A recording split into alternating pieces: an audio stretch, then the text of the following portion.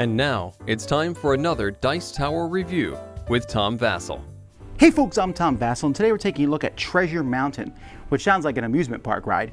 But Treasure Mountain is actually a game in which you are leading a clan of dwarves, and you are going to go in and find treasure that's in a mountain. It's a worker placement game where you'll take your pieces, place them on the board, and do various actions, slowly building up your mine, getting the gems out, using those gems, selling them for money, trying to get the most points while trying not to tick off a dragon along the way.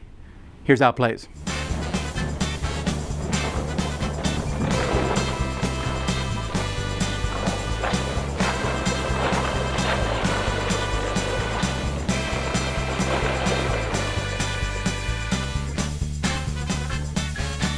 Each player is going to start with their own mine that they'll have here, and this will show how many gems of that type are going to start in that mine. So you can see the one here is going to start with 3 blue gems, and then the next one's going to start with 4 of these gems. Now, what players are going to be trying to do over the course of this game is they're going to be trying to expand their mine, which will add more gems of different types to their mine, and or possibly add special rooms that give them a special benefit. Players are doing this because at the end of the game, they're going to score points in various ways. They're going to get points for the number of tiles they have of each type. So I start with 2 blues. If I get 3 blue tiles, I'll get 5 points. If I get 9 or more, I'll get 25 points.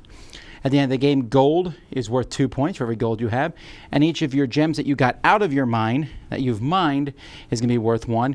And then the number of gems still in your mine, you'll get half point for each of those.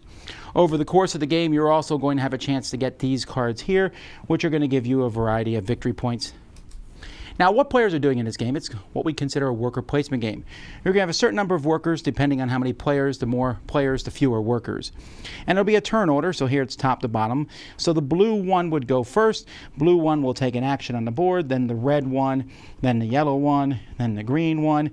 Now, the blue 2 can displace any number that's lower than it if it wants to, so it might displace the yellow 1, which means the next person to go would be the yellow.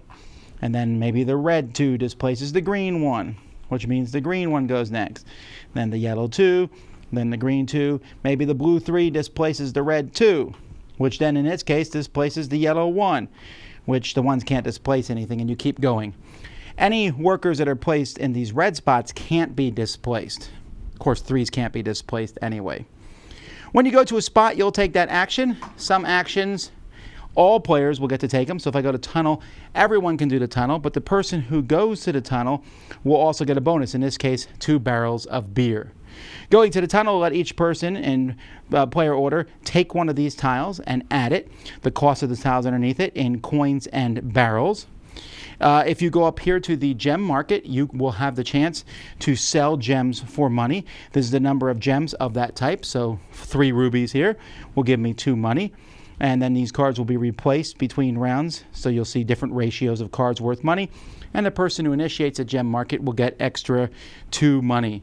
Going over to this spot here, we'll let cards, if players simply have these things, so if I have 5 red gems that I've mined, I can do that and get 3 victory points, and that card goes away. There are other things too, where you can go up to the temple and just pay 2 coins for 5 points. You can go over here to the mine and mine gems off your things. One group of connected colors, so I can take all the blues off of one different tile of each type. And if I have connected tiles, so I can, let's say I have 5 blue tiles, doesn't matter where they are, I can take one off each, and then I can take an extra gem if 2 of them are next to each other, and an extra 2 gems if 3 of them are next to each other. I can add more gems, excavate, to my tiles.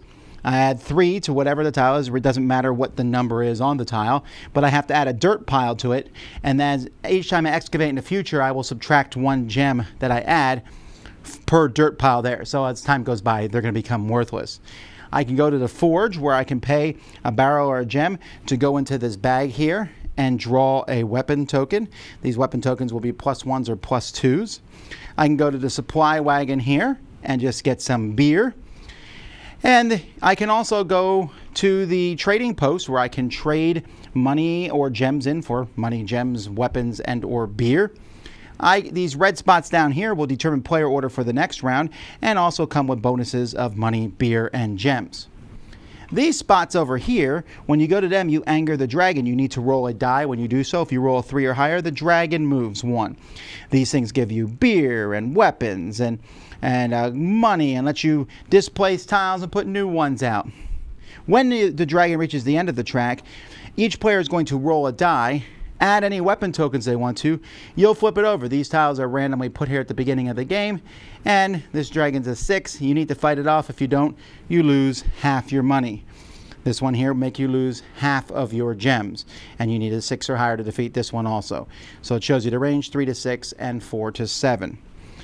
That's pretty much it. You're going to go through after everyone's done placing workers. You'll advance this token here a round.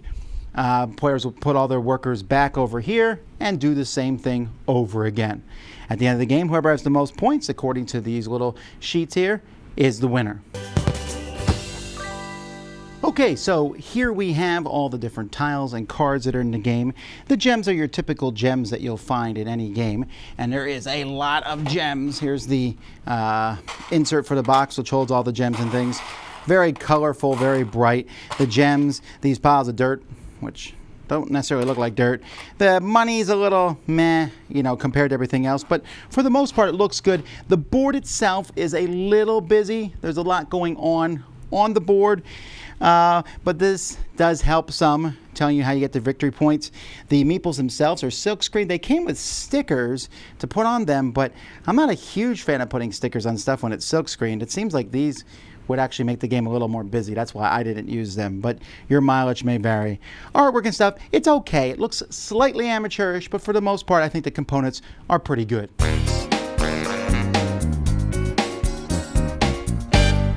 Okay, so there's some really interesting things in this game. I like the fact that when you put a worker out, everyone gets to do the action, but you get a bonus. The different spots, building your own mine up. You can take a spot that gives fewer gems, but has more directions to go. If it has 4 or 5 gems, likely it's going to have fewer exits, so you've got to be careful that your mine doesn't get shut down where you can't add anything else to it. That's all good. But there's a lot of problems with the game that make it kind of pale. There's so many worker placement games out there that this one needs to stand out. So let me explain things that I was not keen on, so you can explain why it wasn't a big hit with me. One is the economy is really wonky. It's really weird. Now I get that to dwarves, gems aren't worth a whole lot, but to my human mind, a gem, a ruby, is worth more than a coin. But in this game, a coin is worth 2 points, and a ruby is only worth 1. So that takes some getting used to. And because these cards have a wonky, there's no like set thing. So for example, here, 6 gems, 3 points, turns into 4 coins, 8 points. So 3 to 8. This one, 2 gems, 1 point, turns into 2. So 1 to 2. 9 gems, which is 4.5 points, turns into 6, which is 12 points. And these cards all have different, like here, 2 points turns into 3.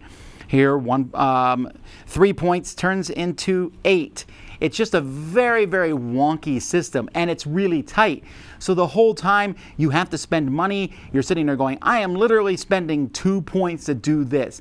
I am spending this. The economy is really tight, and it just feels wonky. And I don't mind games that use money as points at the end of the game, but here it's such a big deal, and yet at the same time you have to spend these. So the whole time you are sitting in this game, if you want to do well at it, calculating how many points will doing this give me? Or would I be better off just taking money and stockpiling money to the end of the game? Because money's worth so much. So that's one thing I didn't like. Second thing I didn't like, it's really random. The stuff that comes out, oh, that's exactly the card I wanted. Well, too bad, someone else took it before me. And it just happened to come out on their turn. Even when you're taking a tile, that's the tile I want. Oh, why would have taken that had it been there? Next person's like, that tile's great for me. I found that to be problematic, that whole, some of the tiles are better than the others, or some of the cards are better than the others. The biggest problem with the game is the whole dragon thing. The dragon's so punishing and so bad. Now, in the back of the rule book, they have a Rahdo variant, which is based on Richard Ham Rahdo. A friend of mine does great reviews. And you roll a single die, and everyone adds to it.